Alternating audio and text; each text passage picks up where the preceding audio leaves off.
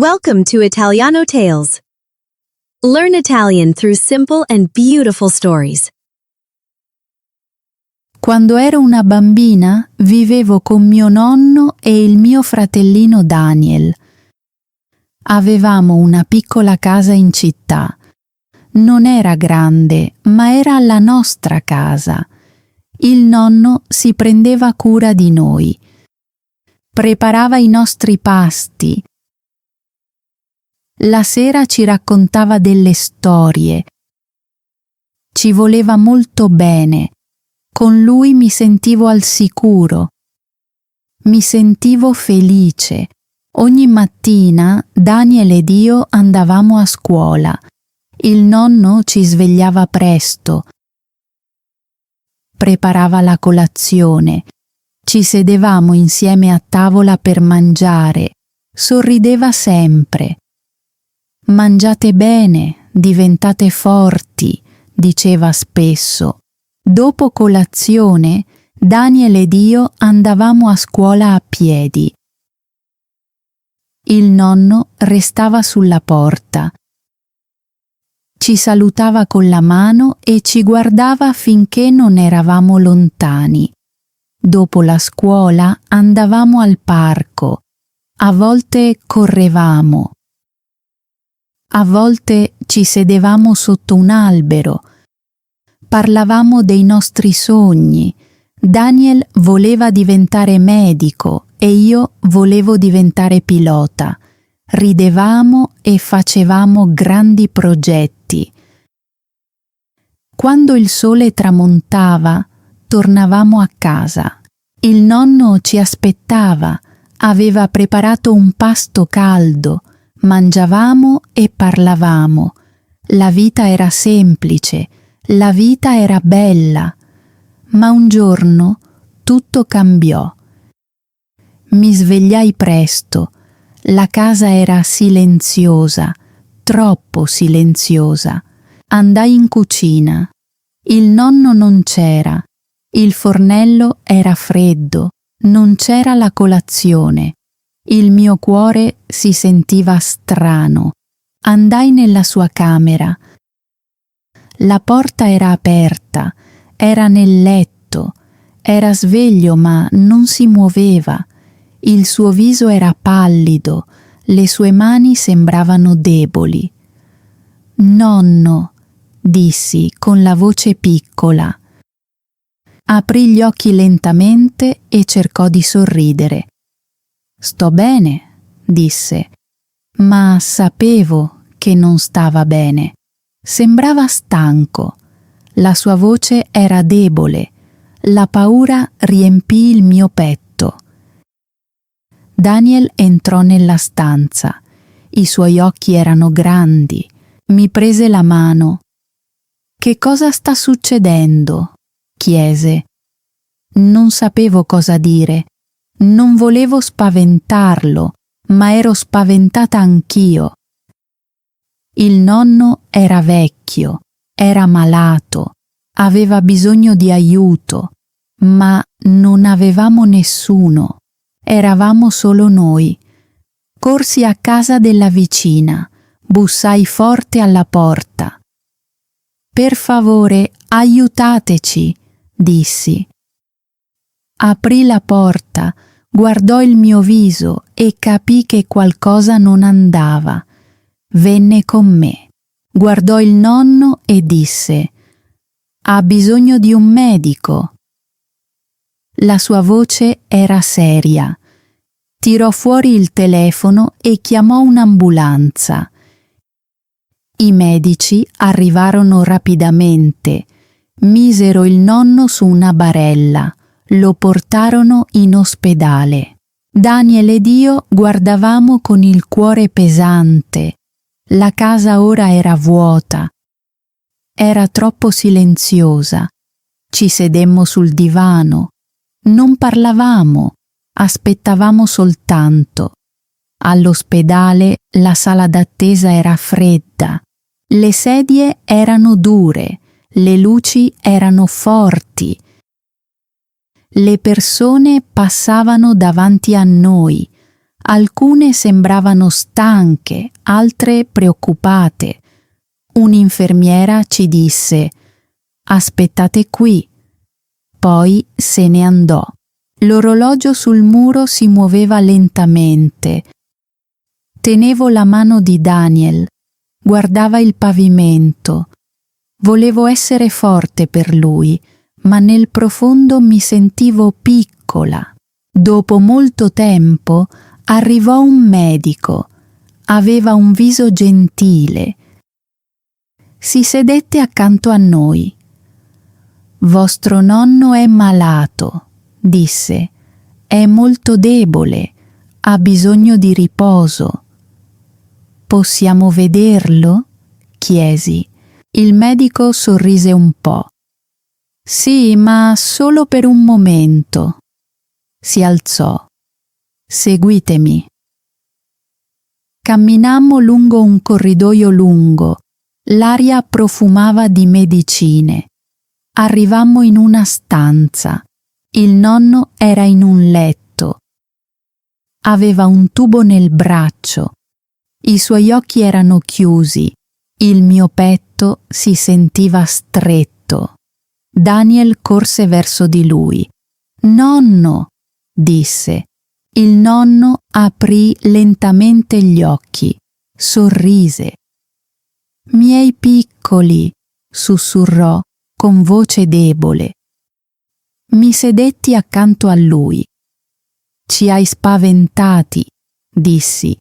Fece una piccola risata. «Va tutto bene, sono solo stanco», disse. I suoi occhi erano pieni d'amore. «Dovete essere coraggiosi. Prendetevi cura l'uno dell'altra». Quelle parole erano pesanti. Non volevo pensare alla vita senza di lui. Un'infermiera entrò. «Deve riposare», disse. Daniel abbracciò il nonno. Io gli tenni la mano per un momento, poi uscimmo.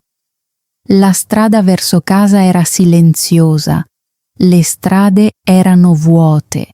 Daniel teneva stretta la mia mano. «Che cosa faremo?» chiese. Non avevo una risposta. Strinsi soltanto la sua mano. Sapevo una cosa: la vita stava per cambiare. La casa sembrava diversa senza il nonno. Era silenziosa, ma non in modo piacevole. Sembrava vuota.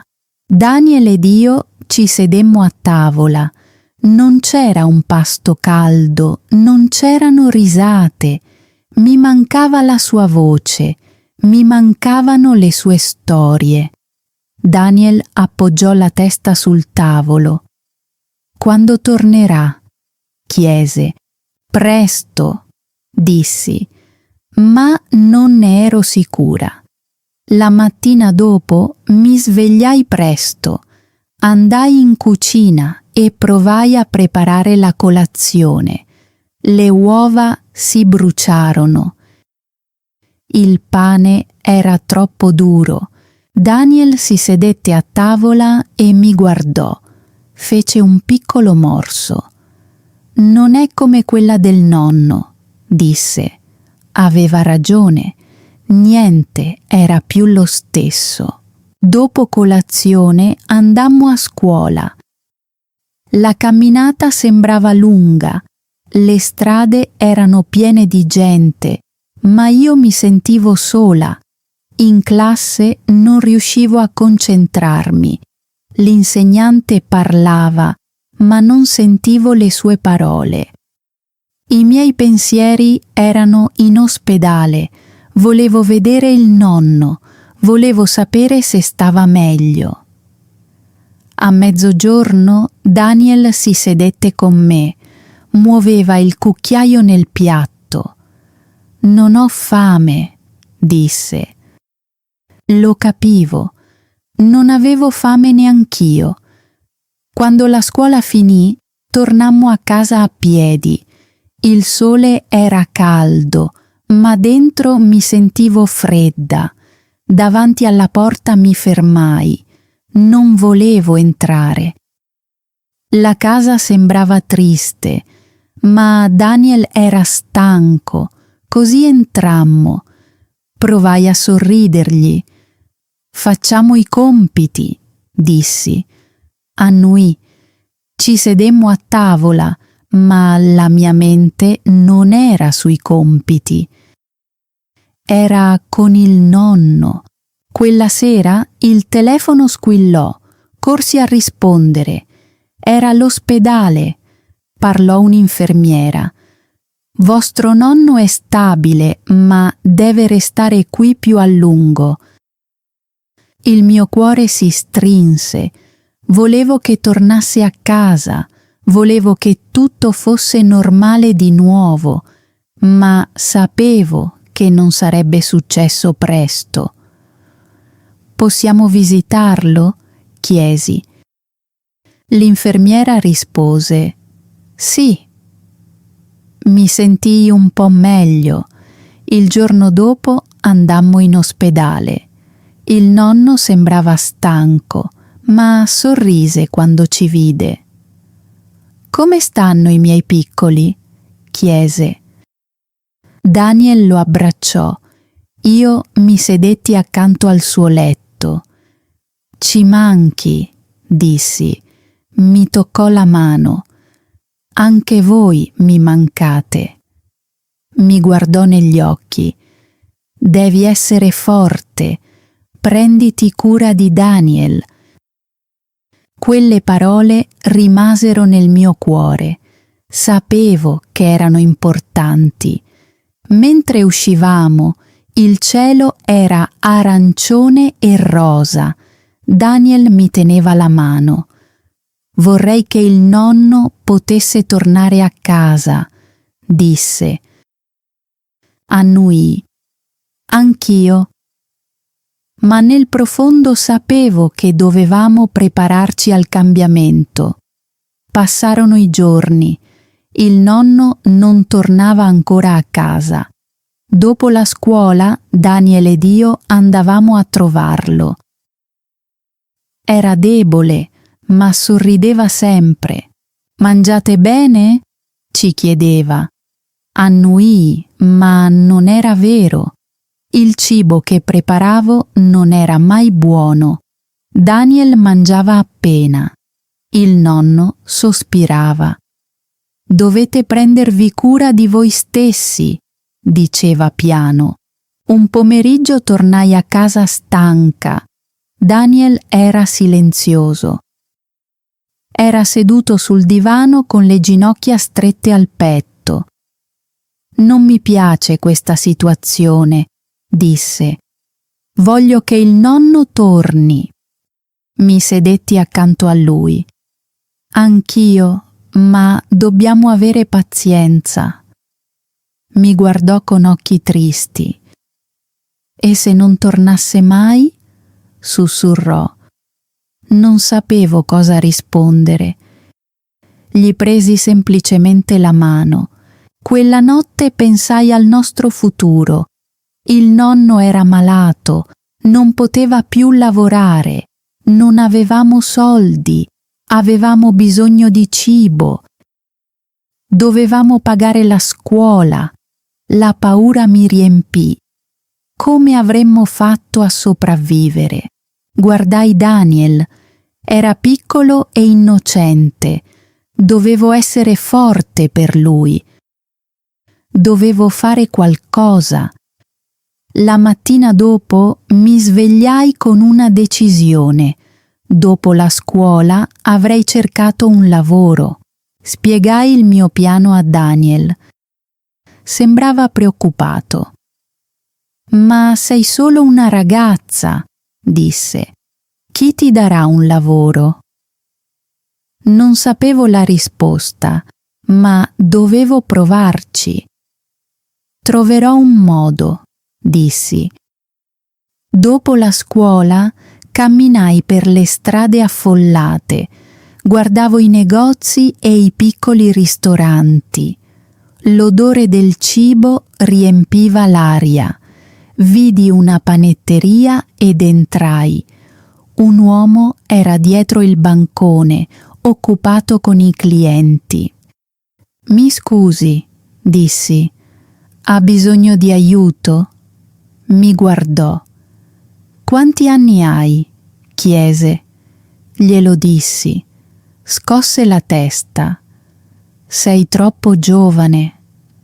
Il mio cuore affondò. Uscii e camminai fino a un piccolo negozio di alimentari. Una donna stava sistemando le verdure sugli scaffali. Le feci la stessa domanda. Mi guardò per un momento, poi sospirò. Non posso pagarti molto, ma puoi aiutarmi a pulire. Il mio cuore si riempì di speranza. Lo farò, dissi rapidamente. Mi diede una scopa. Inizia ora, disse. Quella sera tornai a casa stanca ma orgogliosa. Gli occhi di Daniel si illuminarono. Hai trovato un lavoro? Chiese. Sorrisi. Sì, non è molto, ma è un inizio. Mi abbracciò forte, mi sentii forte. Per la prima volta credetti che potevamo prenderci cura di noi stessi.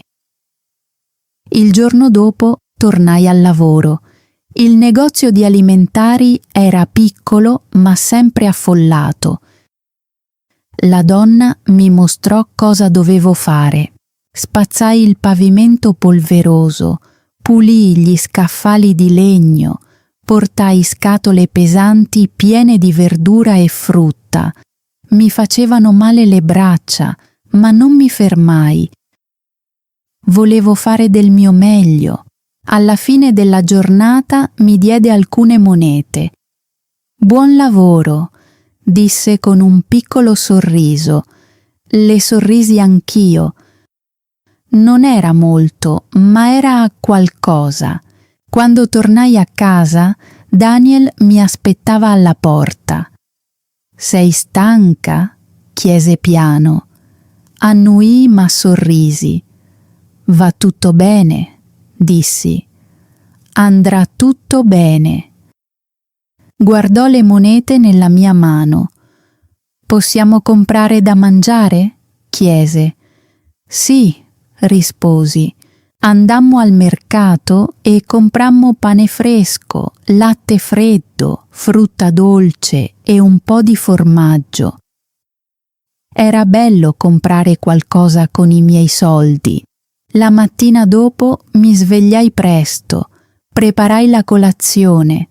Era semplice, ma Daniel mangiò tutto. È meglio di prima, disse con un sorriso. Risi.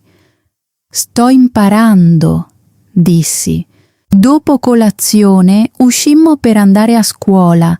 Mi sentivo diversa, mi sentivo più grande. Avevo un lavoro adesso. Non ero più solo una bambina. Ero qualcuno che poteva aiutare. A scuola cercai di ascoltare l'insegnante, ma pensavo al mio lavoro. Volevo fare meglio, volevo guadagnare di più. Quando suonò la campanella, corsi al negozio. La donna mi stava aspettando. Sei una buona lavoratrice, disse. Vuoi lavorare ogni giorno? Annuii rapidamente. Sì, per favore, dissi. Sorrise. Vieni dopo la scuola. Il mio cuore si sentiva leggero. Il lavoro era piccolo, ma era un inizio. Quella sera Daniel ed io ci sedemmo a tavola. Mangiammo insieme.